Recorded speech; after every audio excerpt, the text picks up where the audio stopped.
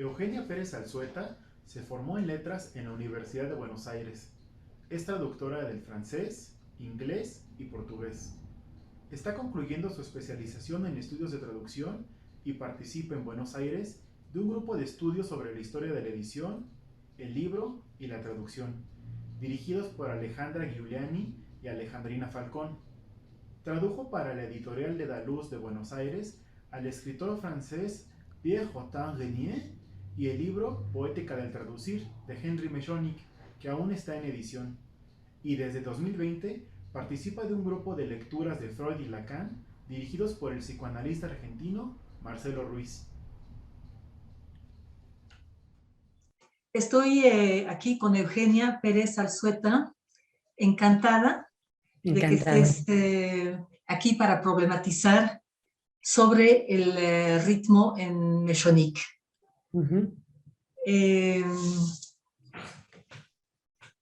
Eugenia, me gustaría, por favor, empezar. Si pudieras hacer una diferenciación entre lo que es el ritmo y la melodía. Bueno, supongo que lo melódico forma parte de una idea del ritmo, ¿no?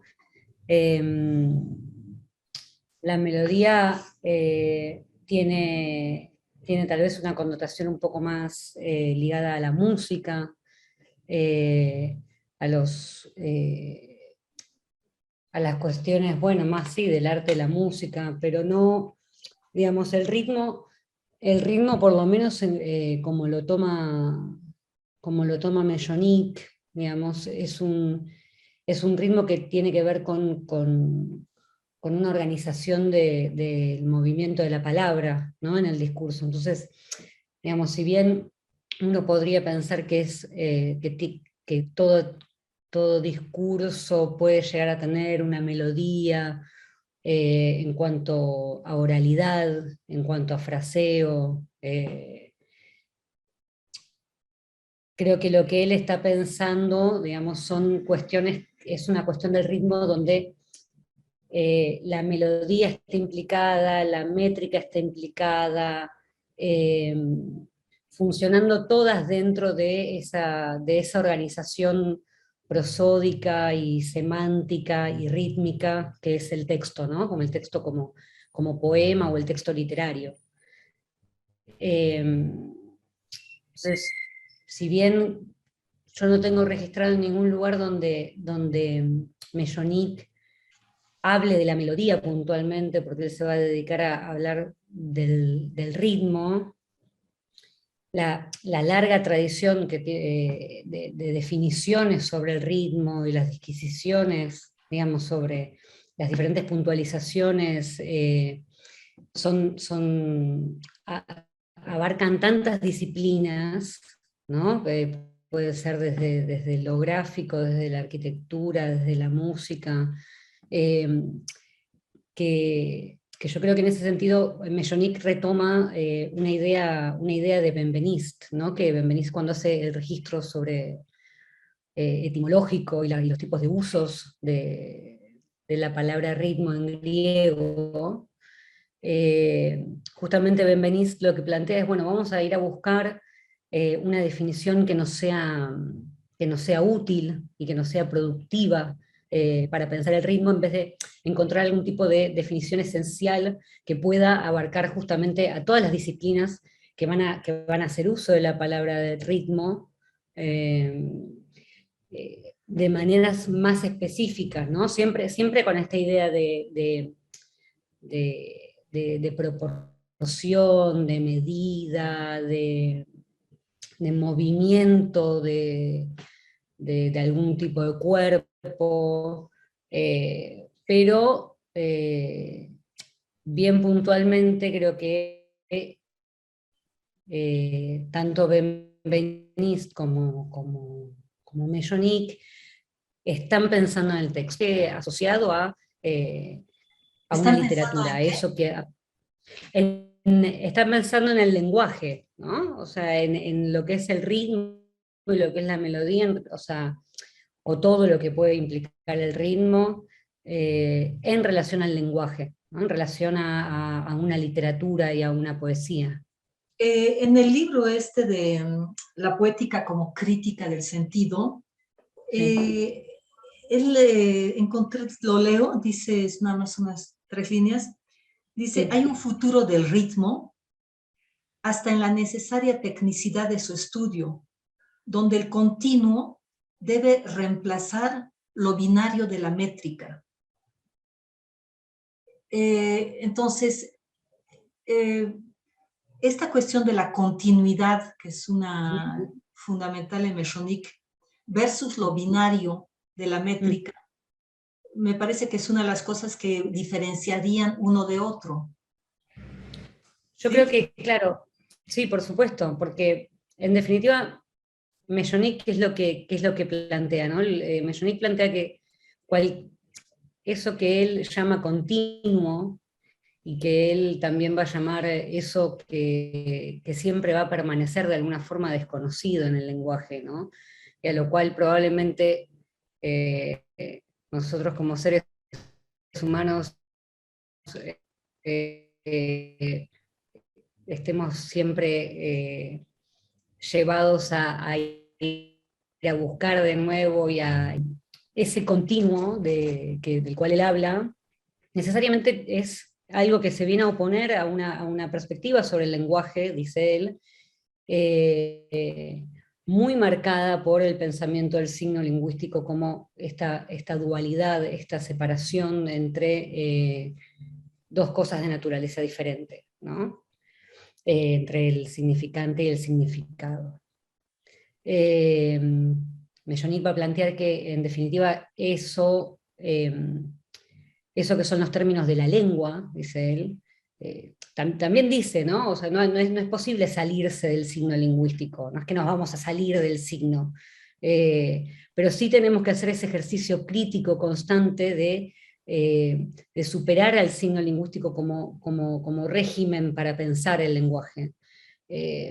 Entonces, esta continuidad que tiene que ver con una continuidad donde no hay separación entre una lengua y una literatura, donde no hay separación entre esa misma literatura y la cultura, o la historicidad, o ese sujeto, es la que nos permite pensar por fuera de ciertos esquemas donde, por eso creo que él toma el traducir como un lugar privilegiado para observar estas cuestiones, dice, bueno, la traducción siempre estuvo atravesada por la pregunta en relación a cómo se traduce la literatura, o sea, qué respetamos en la literatura, respetamos el significado, respetamos aquello que puede ser tomado como el contenido de la obra literaria, o vamos más hacia la forma, o vamos... Él dice, bueno, estas dicotomías que solo pueden ser planteadas en términos de discontinuidad, digamos, porque justamente lo que caracteriza a un poema y a una obra literaria es la no distinción entre forma y contenido, sino este continuo que es esta máxima subjetivación, dice él, de un sujeto en un discurso, ¿no? Esa aparición de algo que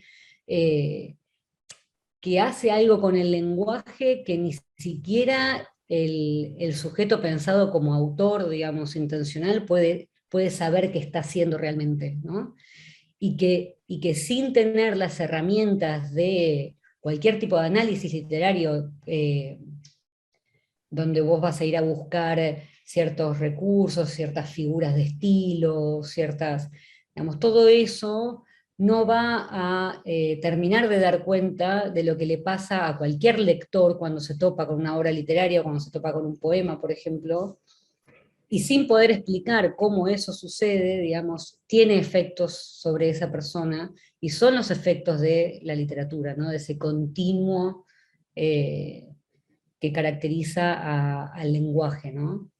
Y yo creo que como él lo que plantea es no solo pensar en términos de una poética para la literatura, sino que él dice, bueno, hay que cambiar, o sea, mi idea es poder cambiar toda una teoría del lenguaje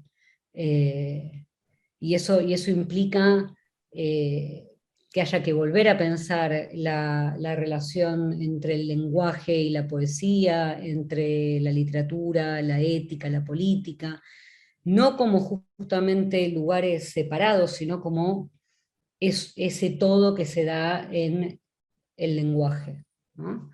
Ujú. Yo creo que ese concepto de continuidad, digamos, las nociones claves que trabajan ese concepto de continuidad es el ritmo, ¿no?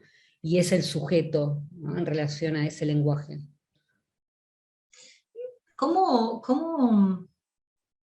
¿Qué palabras usarías tú para definir lo que es el ritmo en Meshonic? Lo que hace al ritmo. Bueno, supongo que en mis palabras, que inevitablemente van a ser un poco el eco de mi lectura de él y de mi gusto por Meshonic, diría que el ritmo es eso que de alguna forma no puede ser circunscripto a determinados recursos literarios, a determinados artificios, a imágenes, a palabras, ¿no? Sino que el ritmo es eso que sucede un poco inexplicablemente, tal vez para muchos, que es esa relación con la literatura. De eso que hace a la literatura lo que es, sin poder dar una definición de tipo textual, digamos. Bueno, la literatura es un género o un uso de la lengua de determinada forma. Sino, bueno, que sucede, Meshonic lo dice, ¿no? Ahí están los elementos prosódicos, los elementos semánticos, pero que nunca se agotan justamente en algunas frases, en 2 o 3 versos, que creo que ahí es donde él hace la distinción entre la métrica como dualidad y y el continuo del ritmo, ¿no? Porque lo que o sea, la métrica inevitablemente va a formar parte del ritmo en lo que es un poema como sistema, ¿no?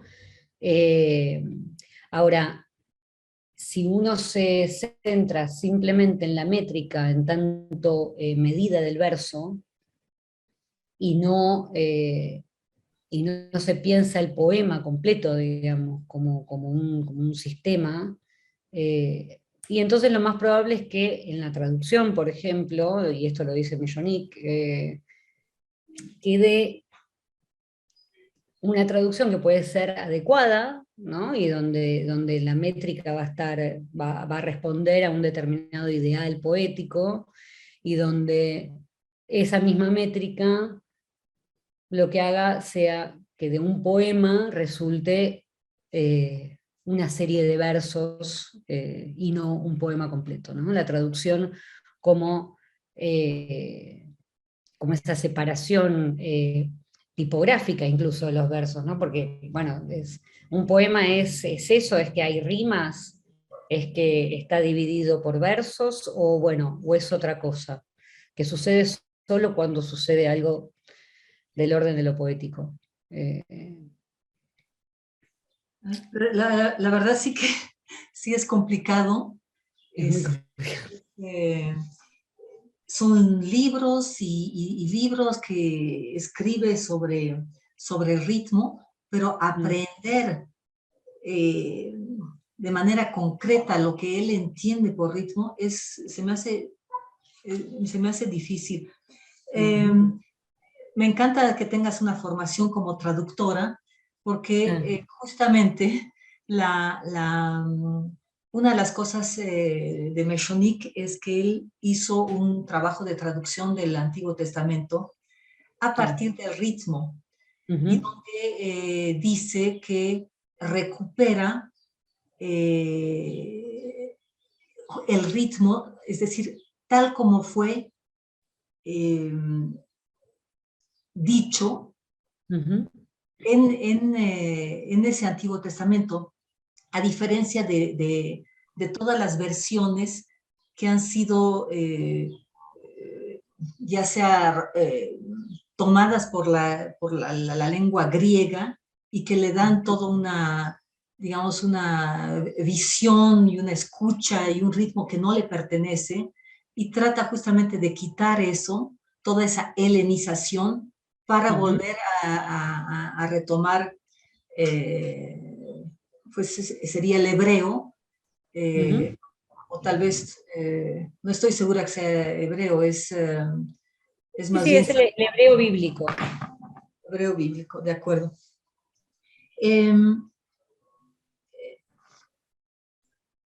Si quieres, esta cuestión de la traducción la dejamos un ratito para después, hay mucho para hablar sobre eso, pero para retomar lo del ritmo, para poderlo entender de manera, digamos, concreta, podemos hablar, y no de la Biblia, que es difícil, sino de Ofelia.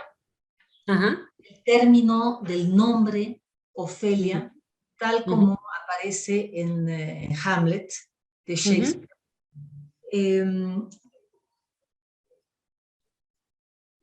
¿Quieres, te pregunto, o si quieres tengo del mismo libro de la Poética como Crítica del Sentido, saqué tal como está escrito, y si quieres lo leo y sobre eso discutimos, o si prefieres hacer hablar tú ahorita, te escucho.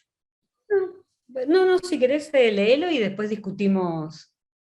Dice, tomo como ilustración de un pequeño descubrimiento de esta escucha una observación en Hamlet sobre el nombre de Ofelia. Su nombre está ligado a palabras que en su círculo más cercano, en el transcurso de la obra, dicen su carácter y su destino cuando difunden los significantes del nombre, consonánticos sobre todo, pero también vocálicos. Una difusión del nombre en las palabras y de las palabras en el nombre, instalando una reciprocidad entre designación y significación.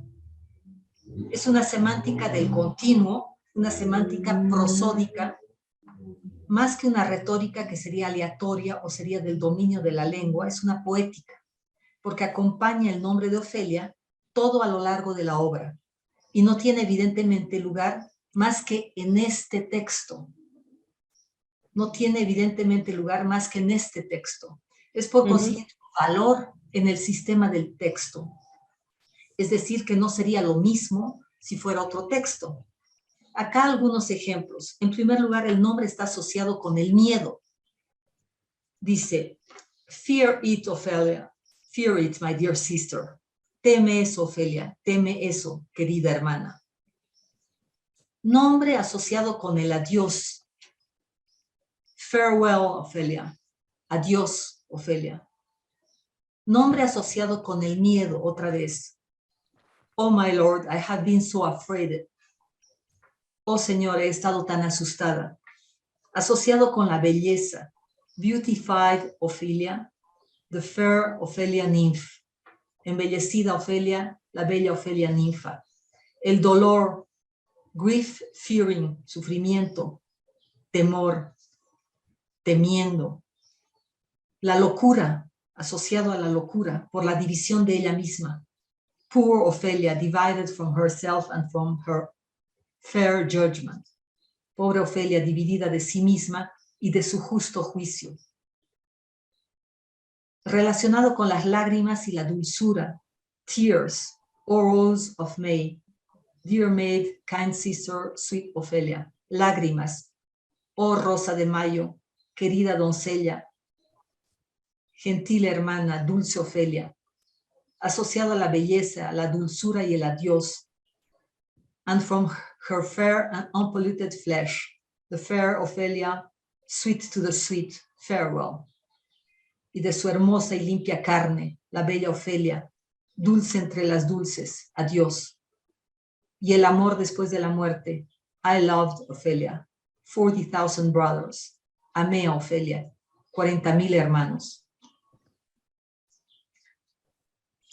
Dice, no es el sentido de las palabras en sí mismo el que hace el vínculo, sino el continuo de un significante a otro significante. Aquí no hay uno de esos simbolismos cualquiera de las sonoridades, ni un saber de época, ni una intención poética, eso que es de todas maneras inverificable y poco plausible. Ningún cratilismo o verdad del nombre. Es un efecto de discurso que no es realizado y no tiene efectos de sentido, percibido incluso si uno no sabe que se lo percibe en su sentido, más que en este texto. Un valor de lo único, de la actividad del lenguaje, un valor del texto, que hasta aquí había escapado a la lectura. Lo ínfimo del lenguaje, que el signo no puede decir, el ritmo sí. Fin de la cita. Dime, ¿cuál sería aquí el ritmo en Ofelia? ¿Qué está en juego en esta lectura? Bueno, yo creo que él toma justamente este rasgo, él lo toma pensando en estas problemáticas de la traducción, ¿no? Él luego va también a comparar toda una serie de traductores o de traducciones de Hamlet al francés, como así después también va a tomar los sonetos de Shakespeare, ¿no? Porque son además objetos muy traducidos, ¿no? Entonces hay mucha tela ahí para cortar. Y él lo que recupera, me parece, acá en el caso de Ofelia, ¿no? Es esta significancia, ¿no? Como esta capacidad de producir significados o esa propiedad de significar, que es la significancia, digamos, y que no puede ser explicada por simplemente lo que él toma al principio, ¿no? Que son los efectos de la paronomasia, ¿no? Él toma el texto de Roman Jakobson sobre la poética y dice, bueno, la paronomasia es este efecto del discurso donde los sonidos que cuando dos sonidos vocálicos o consonánticos están cerca, se genera una especie de transferencia de significados entre uno y otro, donde Roman Jakobson lo usaba para explicar ciertas campañas políticas, por ejemplo, ¿no? En Estados Unidos el I like Ike, ¿no? Y cómo eso suena, y cómo eso es un recurso de la poética. Pero Mellonic dice, efectivamente la paronomasia tiene ese efecto misterioso, al igual que lo tiene la rima, ¿no? Dice, ¿qué es lo que hace la rima en un poema?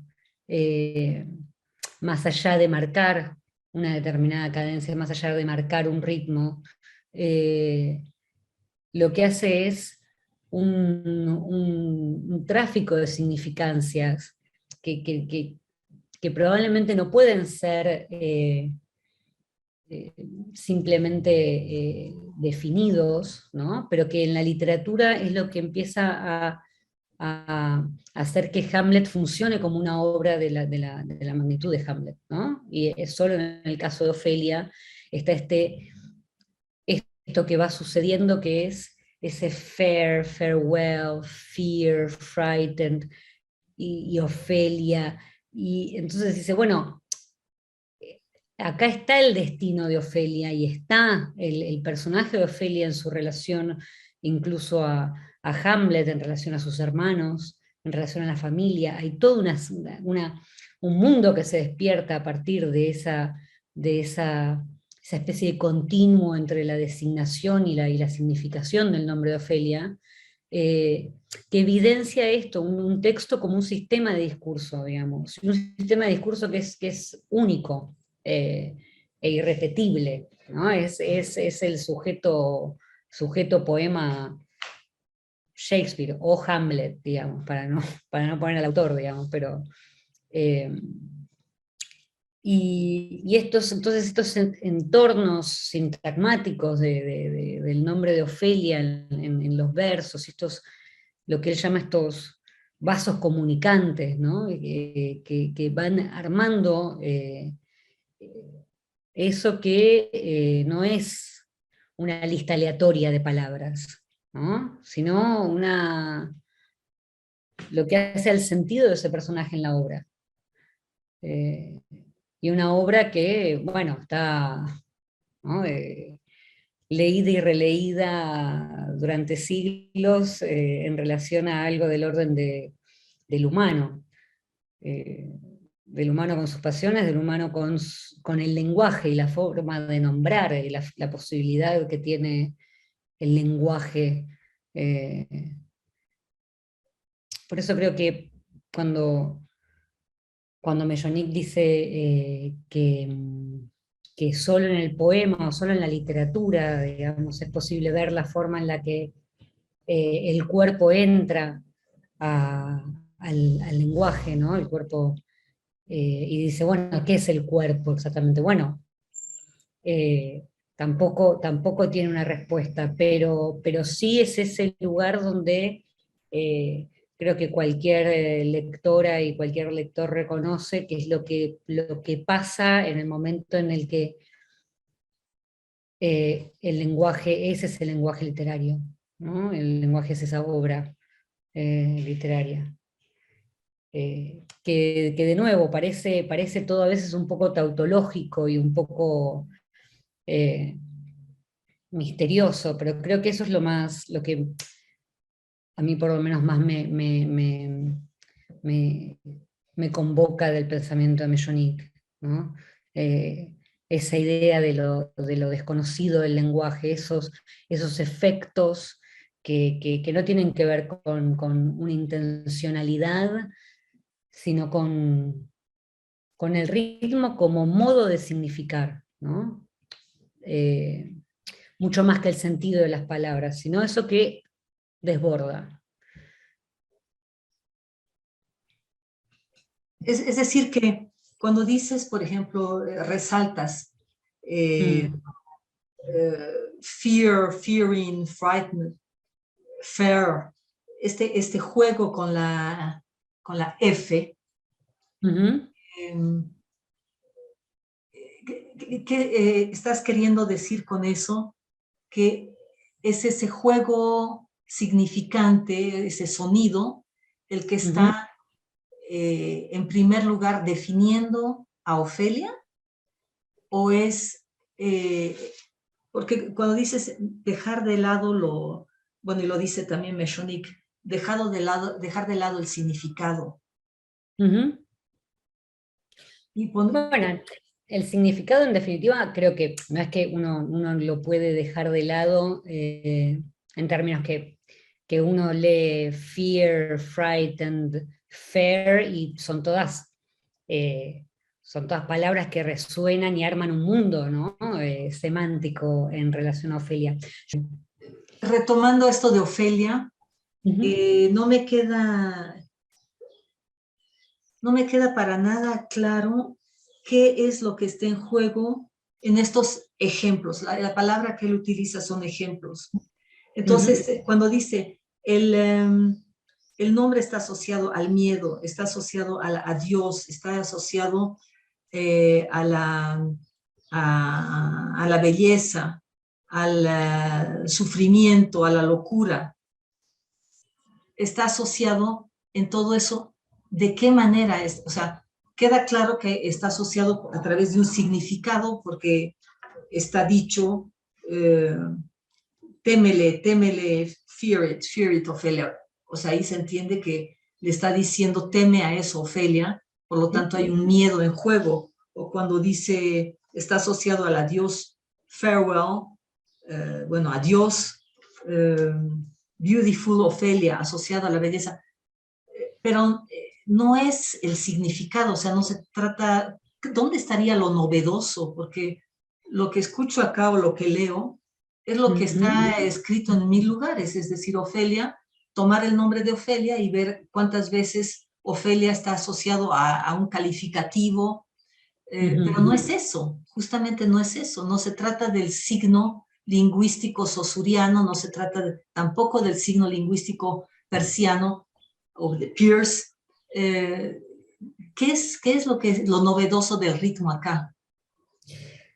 Es que, bueno, en principio, no es que no se trata, yo creo que Mellonique está todo el tiempo dialogando con Saussure sobre todo, porque de Saussure dice que en todo caso el problema con Saussure fue la lectura que tuvieron los estructuralistas en relación a él, y por eso él también vuelve tanto a, a Benveniste, ¿no? Un poco, tal vez para ir pensando esta cuestión del signo, ¿no? Dice, bueno, la semiótica no, y todo lo que es Peirce y el signo tripartito no, porque en definitiva nos obligan a estar buscando justamente esta tercera pata, ¿no? De la referencialidad, dice, y además se pretende una ciencia que puede leerlo todo a través del signos, ¿no? De los signos, dice, bueno, la semiótica de prácticamente todo.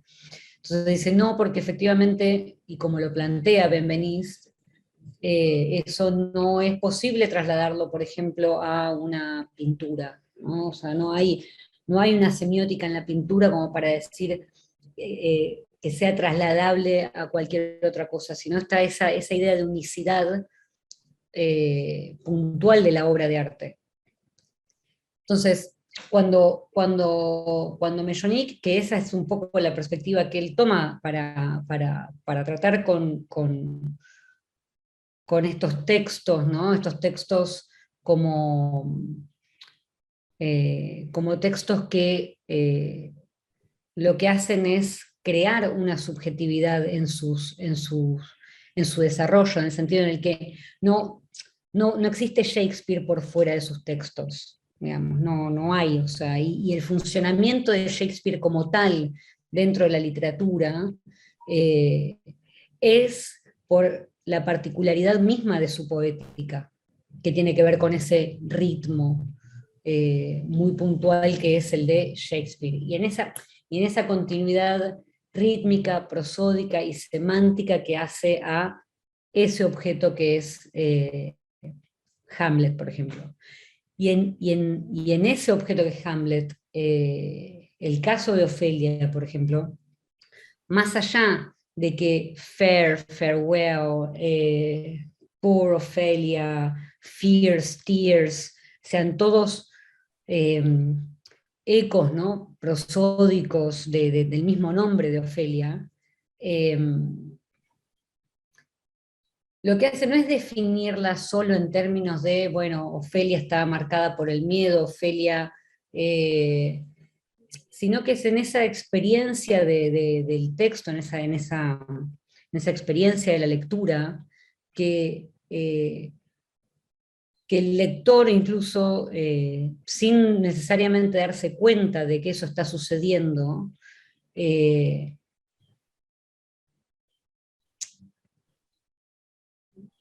a ver, no sé, es como se desarrolle en la misma textualidad ese personaje de Ofelia en términos de estos vasos comunicantes que dice Mellonique, ¿no? Como es difícil de pensarlo en el sentido en que si por un lado no es solamente el significado de las palabras, y por otro lado no es simplemente el ritmo en términos sonoros, ¿no? Es justamente eso que Mellonique dice es muy difícil de pensar, porque estamos necesariamente atravesados por la idea de que por un lado está esa forma y por el otro lado está el sentido del texto, ¿no? El sentido del texto es justamente este canto, esta rítmica que aparece con esas iteraciones, que es el farewell, cheer, Ofelia, que rodean al nombre de Ofelia.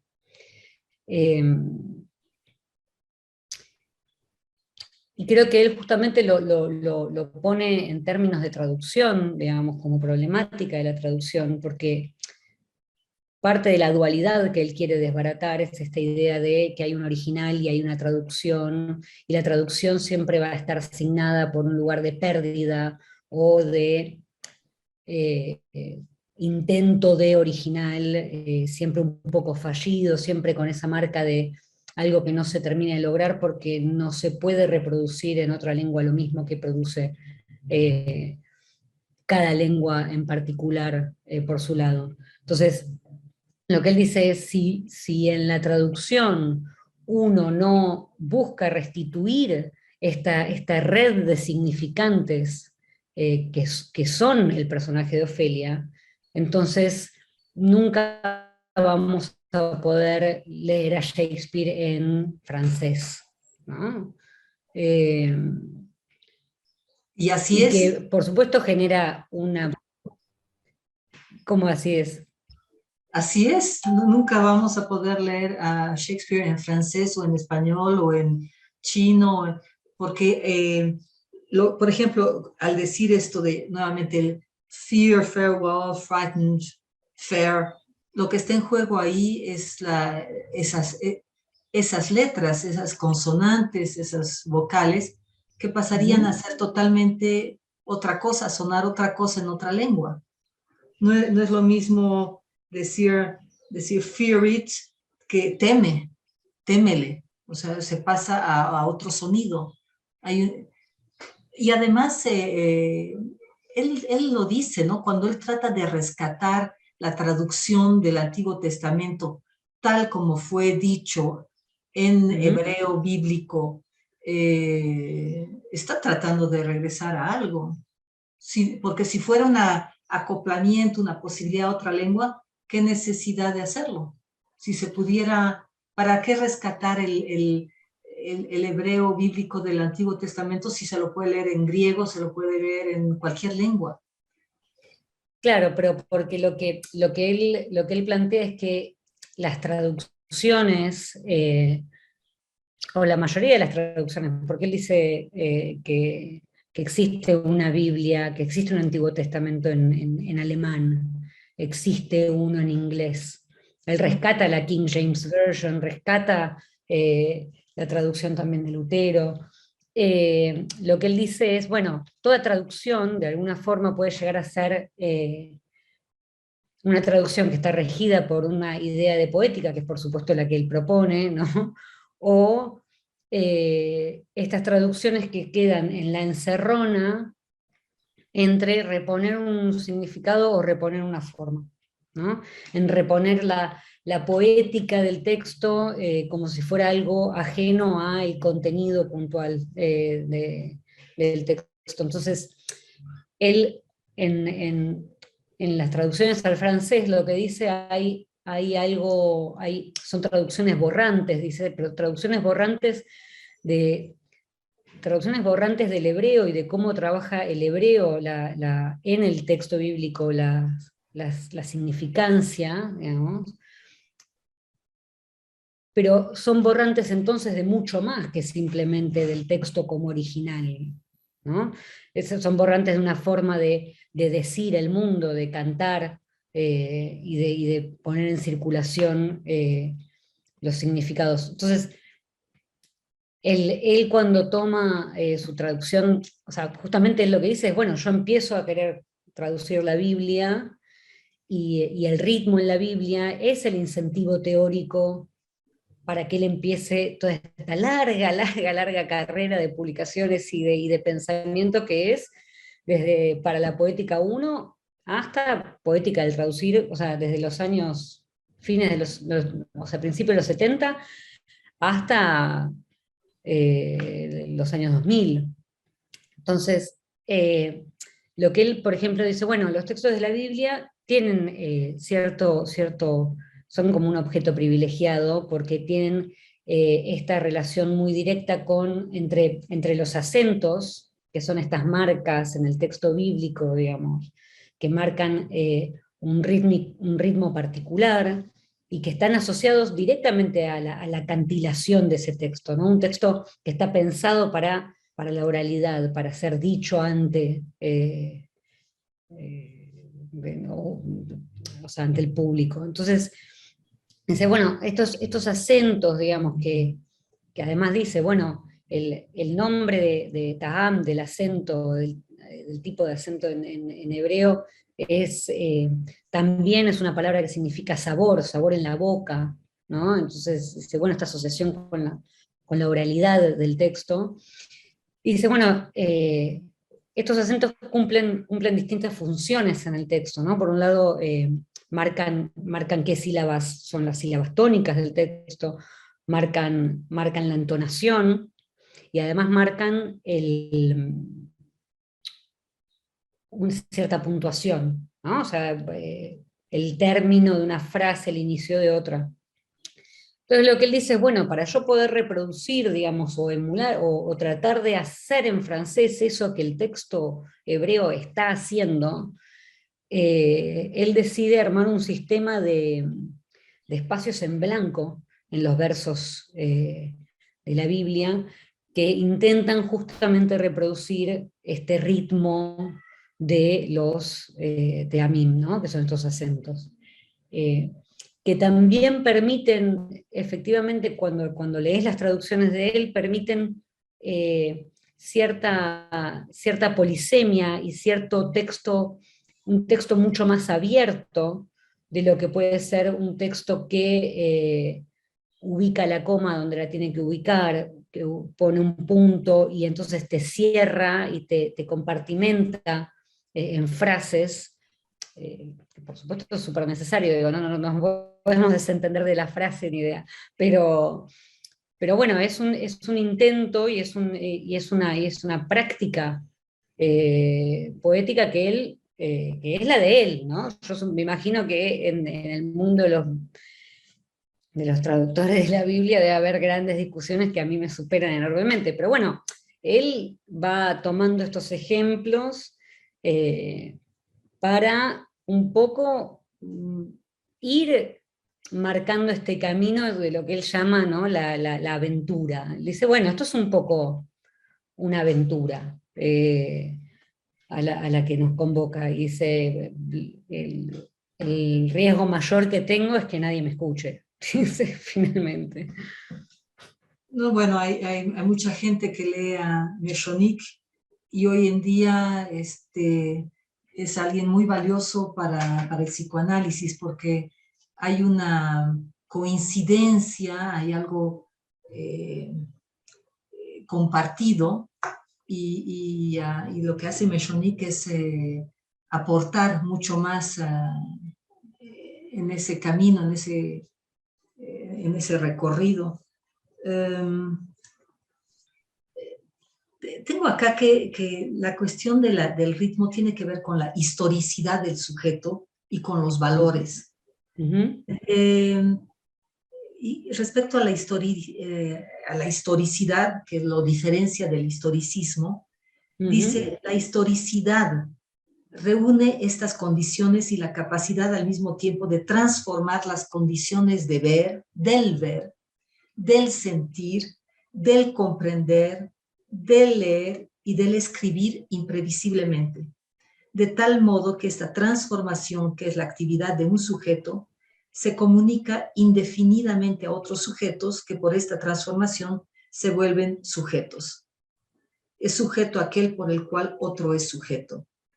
Esta historicidad, ¿cómo la entiendes tú? Porque no sé si estamos hablando lo mismo. Igual te quería preguntar, cuando usas el término significante, ¿qué estás entendiendo por significante tú? Bueno, el significante lo entiendo en el sentido de que es esa, esa realización más material de un vocablo, pero del cual no está necesariamente escindido. Para mí en el significante lo que no se está escindiendo es justamente lo que lo que tradicionalmente en lingüística se pensaba como en el signo de Saussure, digamos, la escisión entre eso que es externo a la mente del hablante y aquello que es interno, ¿no? No sé si es efectivamente, y además porque hay algo del significante en términos de inscripción material de, ese, de esa unidad del lenguaje. Pero no, nunca jamás me puse a pensarlo en términos, por ejemplo, del significante psicoanalítico o en Lacan, que me excede por completo, ¿no? Historicidad. El tema de la historicidad, yo creo que, bueno, Mejonic plantea, ¿no? en esta idea de que, él habla de un sujeto como el enunciador de un discurso, ¿no? O sea, la distinción que hace Mejonic entre lengua y discurso es justamente de la lengua pensada como un sistema por fuera, digamos, o sea, conformado por una comunidad de hablantes, pero que tiene un sistema fijo de signos que se definen por la diferencia, etcétera, etcétera. La idea del paso al discurso, que es una idea que también él siempre vuelve a Benveniste en ese sentido, es que el discurso siempre es un discurso en la vida del lenguaje, ¿no? Es el discurso hecho por los hablantes en un contexto determinado y en un contexto que siempre es intersubjetivo, nunca es solo y aislado, ¿no? Y en ese sentido, creo que la historicidad de un determinado texto, efectivamente la vas a leer en esta subjetivación del discurso, en esta forma muy particular de, de abrir significados en un contexto, ¿no? O sea, uno puede volver a Montaigne infinitamente. ¿Por qué? Porque esa historicidad que lo vuelve una forma en una cultura dada, en un momento de la historia dada, con una literatura dada, digamos, si bien está situada, también desborda justamente ese preciso momento histórico. Él hace la diferencia justamente también en relación a traducciones que él dice, bueno, son traducciones que no, parte de un sentido común o de una doxa sobre la traducción indica que la obra literaria es eterna, ¿no? Y las traducciones siempre envejecen necesariamente porque son traducciones pensadas desde un aquí y una ahora, con una ideología sobre la lengua muy puntual que indica que haya normas de traducción que se van modificando a lo largo de los tiempos, ¿no? En algún momento no se estilaba traducir la onomástica, digamos, no ibas a traducir Ofelia, o bueno, o cualquier otro nombre, digamos, que no suene en español, ¿no? Y después, si se tradujo o no se tradujo, bueno, o sea, y lo que Mejonic plantea es esta dicotomía entre traducción como lugar de la pérdida, traducción como ese lugar donde me perdí porque estábamos hablando de la historicidad, ¿no? Entonces, digamos, esa traducción que termina envejeciendo porque es muy puntualmente característica de un estado de la lengua, de un momento puntual, eso no sucede cuando la traducción es justamente una traducción sostenida en una poética, ¿no? Donde conocemos traducciones, como él siempre usa el ejemplo de la traducción al francés de Las Mil y una Noches de Galland, que dice donde ese texto sigue funcionando como un segundo original, sigue funcionando como un texto que tiene su vida propia, su vida como original y que no envejece. ¿Por ¿No? qué? Bueno, ¿por qué? Según Mellonic, porque es un texto que propone una poética, donde más allá de cualquier cuestión de cotejo entre el original y la traducción, más allá de que uno pueda decir, no sé, por ejemplo, hay un montón dicho y escrito en relación a la traducción de Borges, por ejemplo, de Palmeras Salvajes de William Faulkner, ¿no?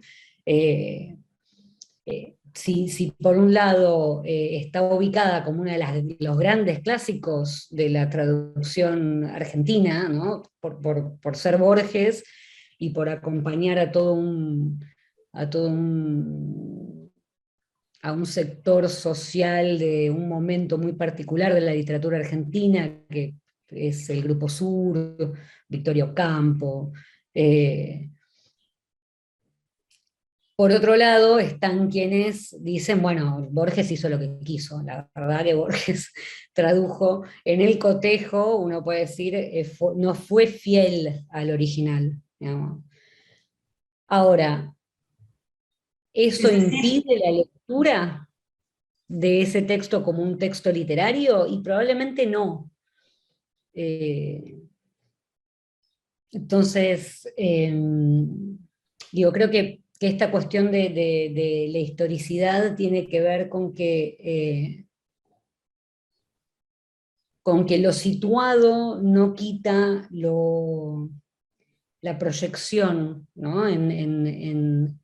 De eso que en un determinado momento modifica por completo una estructura de lenguaje, la irrupción de un tipo de literatura que hace que no puedas o tengas o te veas obligada a pensar de nuevo al lenguaje, de nuevo a la literatura y a ver qué es lo que pasa ahí, ¿no?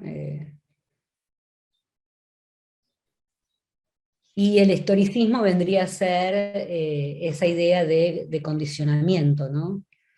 Eh, esa idea de que no hay posibilidad de pensar poéticamente por fuera de los parámetros más inmediatos de cómo se piensa una literatura, de cómo se piensa el lenguaje, de los deberes, de cómo se debe escribir o cómo se debe traducir, o qué es un lenguaje literario y qué no, ¿no? En Argentina tenemos mucho esa disglosia en la traducción respecto de si las traducciones hechas por argentinos tienen que usar el tú o tienen que usar el vos. Y eso son todas discusiones que también te van marcando distintos momentos en relación a cómo se piensa un texto literario, ¿no? Están quienes van a decir que un clásico nunca puede ser traducido por un voceo, que es algo, una marca muy local, porque el clásico es justamente todo lo contrario, ¿no? Es esa universalidad. eh. Pero bueno, yo creo que digo, creo que ese sería un rasgo, por ejemplo, del historicismo, ¿no? Una discusión completamente anclada que no permite justamente pensar la traducción por fuera de esas problemáticas que terminan siendo como las encerronas. Ahora, yo como traductora de Mellonic me volví una persona completamente paranoica en la traducción, digamos, porque justamente es muy difícil responder a a esa práctica teórica que él propone, ¿no? Esa no escisión entre esa teoría poética y la práctica. Siempre sentís que de alguna forma lo estás no estás pudiendo, ¿no? Pero bueno, es el desafío, me parece, esa aventura que te propone Mellonic.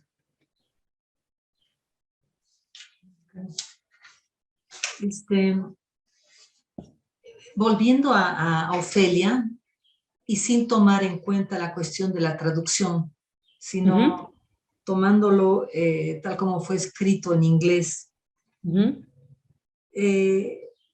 la historicidad de este escrito de Shakespeare es esa época, es lo que significa fear en esa época, es la historicidad de Ofelia, es la historicidad de la vida de Ofelia, o el momento en que fue escrito por Shakespeare que coincide.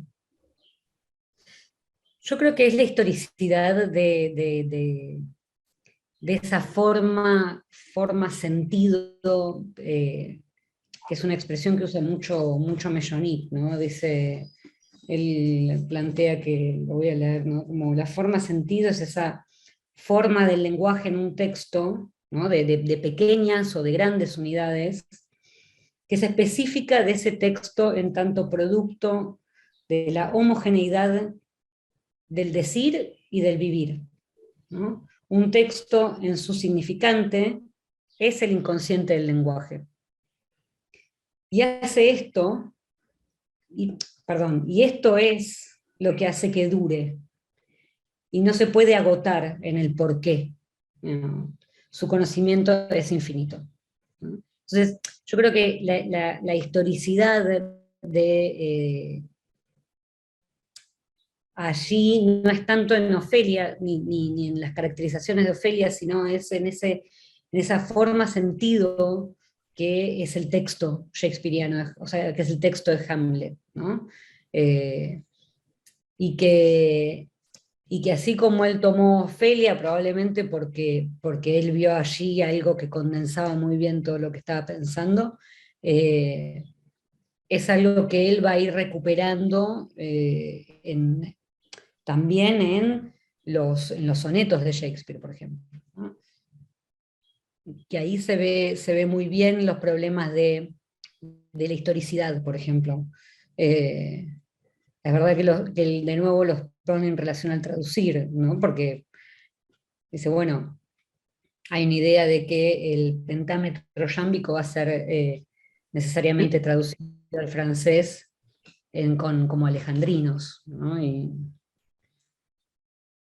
Y eso tiene que ver con un momento puntual de una idea de lo poético en Francia.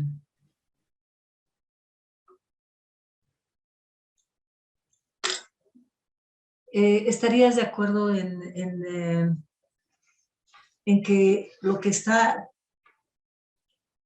para subrayarse en esto de Ofelia, en estos ejemplos puestos por Mellonic, que no son cualquiera, son los que él elige para señalar algo, ¿estarías de acuerdo de acuerdo a tu lectura, en resaltar la F de fear, la F de Ofelia, porque justamente Ofelia, lo que predomina es esa F, de el fair, el fearing, el farewell. ¿Estarías de acuerdo en que eso es parte de lo fundamental de la rítmica? Sí, sí, completamente. Son estos... bueno, es justamente esta parte prosódica, ¿no? Es esta organización vocálica y consonántica, sobre todo consonántica, él dice, ¿no? Son sobre todo las consonantes las que van armando esta red de significancia que se da alrededor de Ofelia, ¿no? Y que son estos sintagmas rítmicos y prosódicos, puntualmente muy consonánticos. De acuerdo. No sé si tienes ganas de agregar algo más. ¿Quieras decir algo más sobre esto del ritmo? Bueno, supongo que para volver a Mechonic y volver a Mechonic también con esta, tal vez justamente con la experiencia ¿no? Con la experiencia del psicoanálisis y con la experiencia de la literatura, ¿no? Como un lugar donde ir a buscar, preguntas cuyas respuestas tal vez no sé si son las que nos van a dar un saber van a ir envolviendo, ¿no? en esta poética que propone Mechonic, donde no sabemos exactamente qué sabemos, digamos, pero intuimos que hay algo ahí que es sumamente rico, ¿no? para pensar. Muchísimas gracias, Eugenia.